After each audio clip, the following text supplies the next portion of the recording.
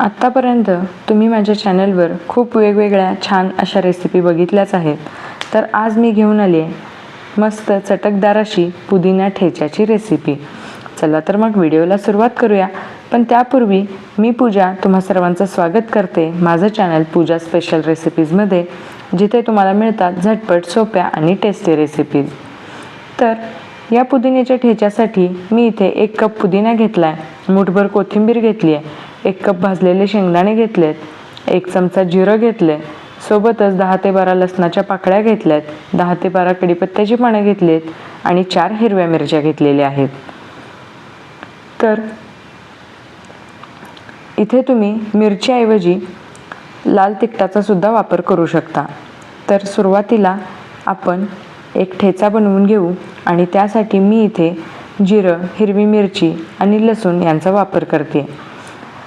आता हे आपण जाडसर कुटून घेऊयात.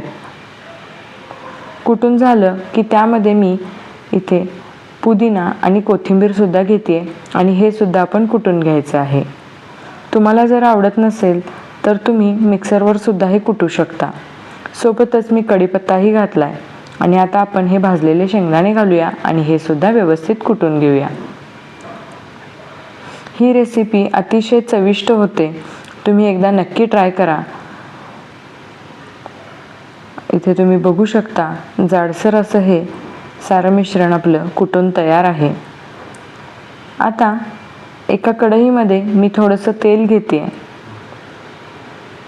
तेल गरम झालं की यामध्ये हा ठेचा घालायचा आहे आणि तो आपण परतून घेणार आहोत. व्यवस्थितपणे हा परतून घेऊयात. तुम्ही एकदा ही रेसिपी नक्की ट्राय करा, खूपच पटकन बनणारी अशी ही रेसिपी आहे. परतून झाल्यानंतर मी इथे चवीनुसार मीठ घालते आणि हे सगळं आपण मिक्स करून घेऊया.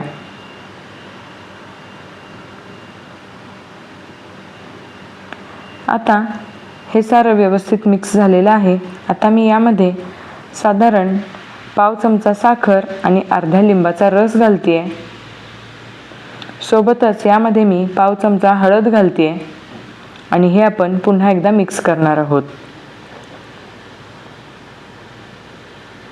व्यवस्थित मिक्स झाल्यानंतर आणि साधारण 2 मिनिटं परतल्यानंतर हा आपला मस्त झणझणीत असा पुदिन्याचा ठेचा खाण्यासाठी तयार आहे. तर ही रेसिपी तुम्हाला कशी वाटली हे मला नक्की कमेंट करून कळवा आणि माझं चॅनल नक्की सबस्क्राईब करा. पुन्हा भेटू पुढच्या व्हिडिओमध्ये.